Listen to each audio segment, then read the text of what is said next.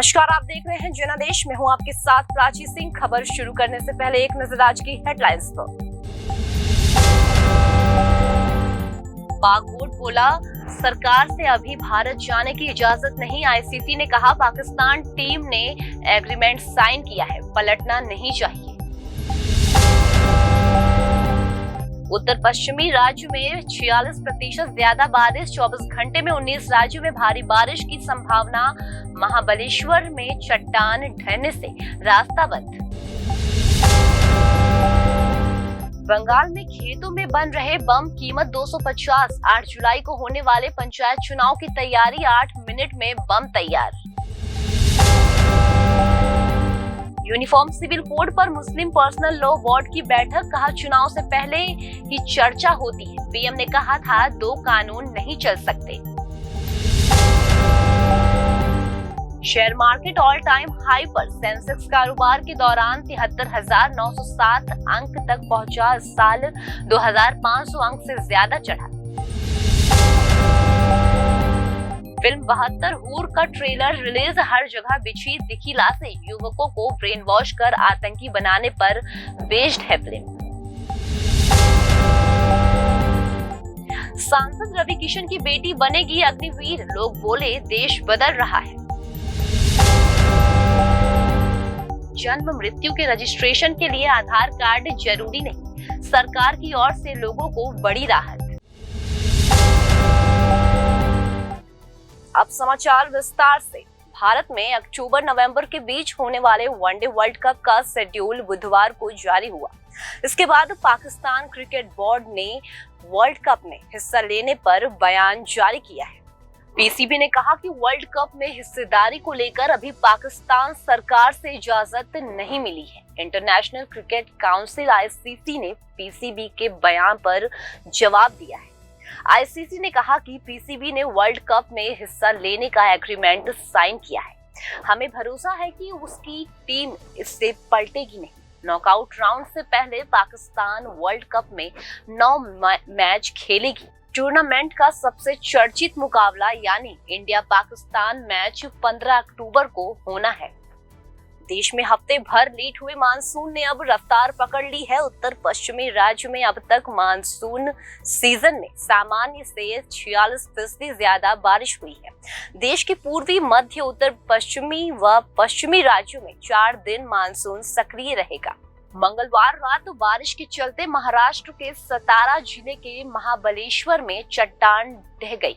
इसके चलते महाबलेश्वर पोलादपुरा रास्ते को बंद कराया गया। प्रशासन ने देर रात मलबे को हटाने का काम शुरू किया, जो अब तक जारी है। कल महाबलेश्वर में 72 मिलीमीटर बारिश दर्ज की गई। अगले 24 घंटे में 19 राज्यों में भारी बारिश का अनुमान है। भारी बारिश के चलते हिमाचल प्रदेश के शिमला में बाढ़ जैसा हालात बना हुआ है। मौसम विभाग ने हिमाचल के अगले 4 दिन बारिश का अलर्ट जारी किया है। यहाँ कुछ इलाकों में भारी बारिश भी हो सकती है। 2 दिन पहले हिमाचल के मंडी जिले में 48 घंटे में लैंडस्लाइड की 2 घटनाएं सामने आई थी। इसके चलते चंडीगढ़ मनाली नेशनल हाईवे 21 2 जगह पर बंद कर दिया गया था। इस रूट पर लगा जाम 20 घंटे बाद प्रदेश में भारी बारिश के चलते लगभग 301 सड़कें बंद कर दी गई थी, जिन्हें अब खोल दिया गया है। आम की बगीची से सटकर एक पगडंडी निकली है। इसके एक तरफ कच्चे आम से लदे पेड़ हैं, तो दूसरी तरफ मक्के का खेत है। इन्हीं खेतों के बीच कुछ लड़के छिपकर बम बना रहे हैं।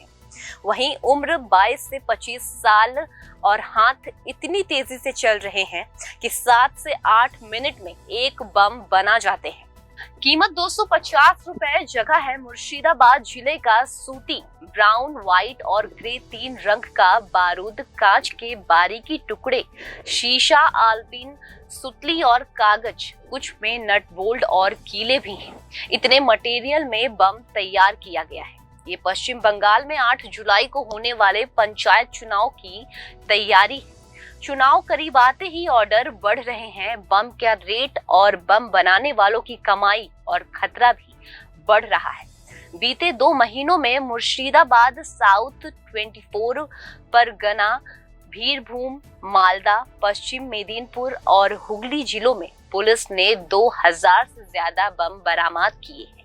प्रधानमंत्री नरेंद्र मोदी 27 जून को भोपाल आए और अलग अलग राज्यों के लिए 5 Vande Bharat express train launch की। इसके साथ ही उन्होंने भाजपा के 10 लाख बूथ कार्यकर्ताओं को भी संबोधित किया है और देश भर में यूनिफॉर्म सिविल कोड यूसीसी जल्द से जल्द लागू करने की भी वकालत की है। पीएम ने कहा, यूनिफॉर्म सिविल कोड पर लोगों को भड़काया जा रहा है। पसमानदा मुस्लिम राजनीति का शिकार हुआ है। एक घर दो कानूनों से नहीं चल सकता। बीजेपी ये भ्रम दूर करेगी। प्रधानमंत्री के इस बयान के बाद कांग्रेस, एआईएमआईएम चीफ असदुद्दीन ओवैसी समेत विपक्ष के कई नेताओं ने इस मुख्य मुद्दे से ध्यान भटकाना बताया है।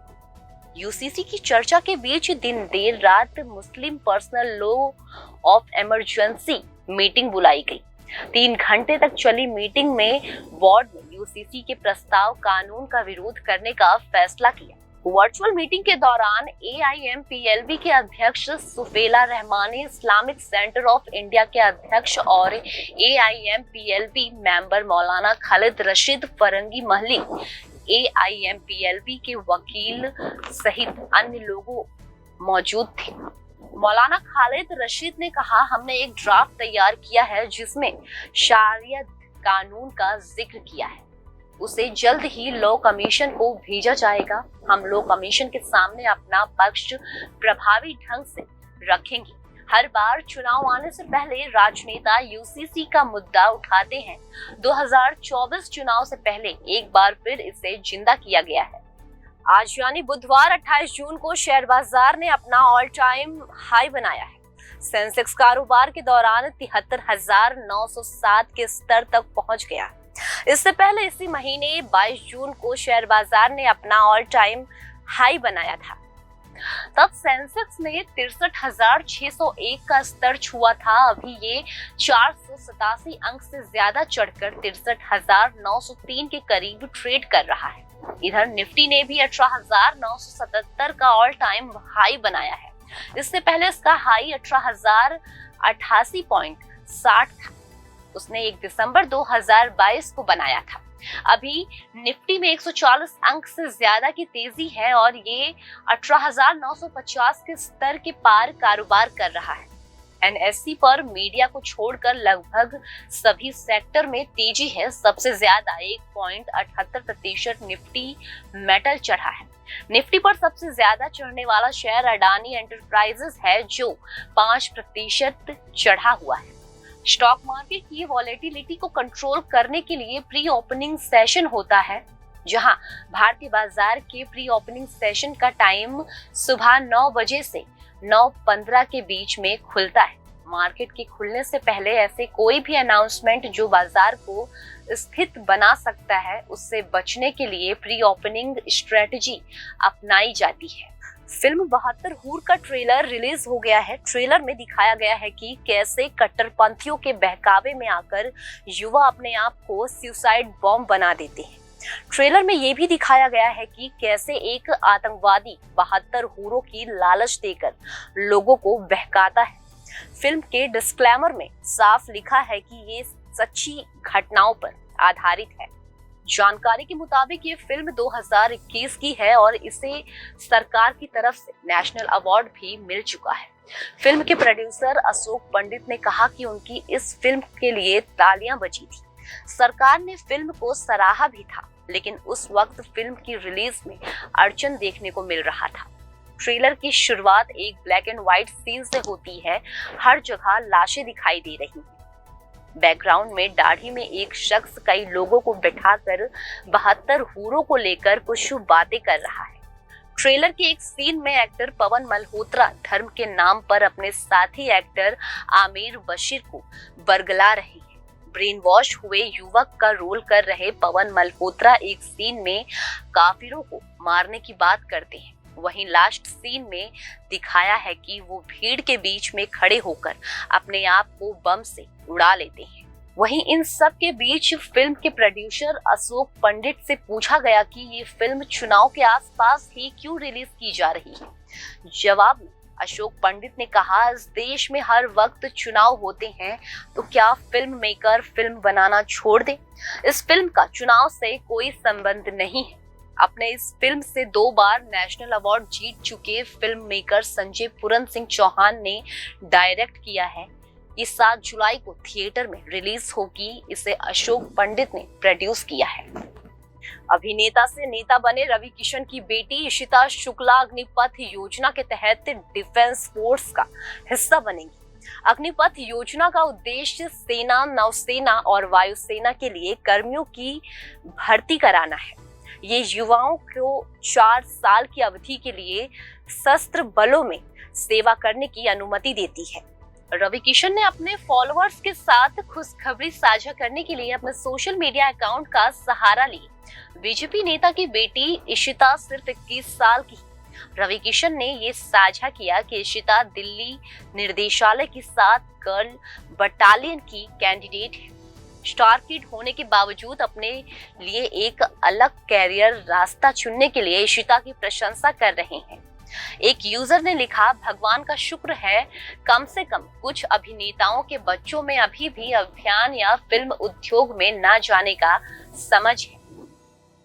एक अन्य ने कहा, मुझे लगता है कि ये पहला राजनेता है जिनका बच्चा रक्षा में शामिल होकर देश की सेवा करेगा।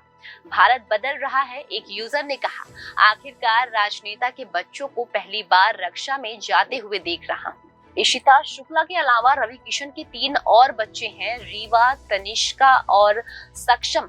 इनमें से रीवा अपने पिता की तरह एक्टिंग में करियर बनाना चाहती है। उन्होंने फिल्म निर्माण और अभियान में अपना प्रशिक्षण भी लिया है। डांस में निपुण रीवा ने अमेरिका से एक्टिंग की पढ़ाई की। वह लगभग 1 साल एक नसरुद्दीन शाह के प्ले ग्रुप में हिस्सा रही है। 53 साल के रवि किशन भोजपुरी सिनेमा के मशहूर अभिनेता हैं। उन्होंने फिर Hera Pheri, welcome to Sajjanpur, Mukkabaaz, Kick 2 और बाटला हाउस जैसे कई हिंदी फिल्मों में भी काम किया है। वह उत्तर प्रदेश के गोरखपुर से बीजेपी के सांसद हैं। मोदी गवर्नमेंट ने रजिस्ट्रार जनरल के कार्यालय को देश में जन्म और मृत्यु के पंजीकरण के दौरान आधार प्रमाणीकरण करने की अनुमति दे दी है। हालांकि पंजीकरण के लिए आधार अनिवार्य नहीं है। केंद्र सरकार ने रजिस्ट्रार जनरल के कार्यालय RGI को देश में जन्म और मृत्यु के पंजीकरण के दौरान आधार प्रमाणीकरण की अनुमति दे दी है। हालांकि ऐसे पंजीकरण के लिए आधार अनिवार्य नहीं होगा। 27 जून को प्रकाशित एक अधिसूचना में कहा गया है कि इलेक्ट्रॉनिक्स और सूचना प्रौद्योगिकी मंत्रालय ने RGI कार्यालय को जन्म और मृत्यु के पंजीकरण के दौरान प्रदान किए गए पहचान विवरण को प्रमाणित करने के लिए आधार डेटाबेस का उपयोग करने की अनुमति दी है। जन्म और मृत्यु पंजीकरण अधिनियम 1969 के तहत कहा गया है कि नियुक्त रजिस्ट्रार को रिपोर्टिंग फॉर्म जन्म या मृत्यु में मांगे गए अन्य विवरणों के साथ एकत्र किए जा रहे आधार नंबर के सत्यापन के लिए स्वैच्छिक आधार पर हाँ या नहीं आधार प्रमाणीकरण करने की अनुमति दी जाएगी। मामला जन्म के मामले में बच्चे, माता पिता और सूचना देने वालों की पहचान स्थापित करने के उद्देश्य से हो सकता है और जन्म और मृत्यु के पंजीकरण के दौरान प्रदान किए गए मामले में माता पिता, पति या पत्नी और सूचना देने वाली पहचान स्थापित करने के उद्देश्य से हो सकता है। राज्य सरकार और केंद्र शासित प्रदेश प्रशासन आधार प्रमाणीकरण के उपयोग के संबंध में मंत्रालय द्वारा निर्धारित दिशा निर्देशों का प्लान करेगा। साल 2020 में मंत्रालय ने नियमों को अधिसूचित किया, जिसमें कहा गया कि केंद्र सरकार सुशासन, सार्वजनिक धन के फ्लो को रोकने और जीवन में आसानी को बढ़ावा देने के लिए संस्थाओं से अनुरोध करके आधार प्रमाणीकरण की अनुमति दे सकती है। फिलहाल खबरों में सिर्फ इतना ही। आगे खबरों में बने रहने के लिए देखते रहिए जनादेश।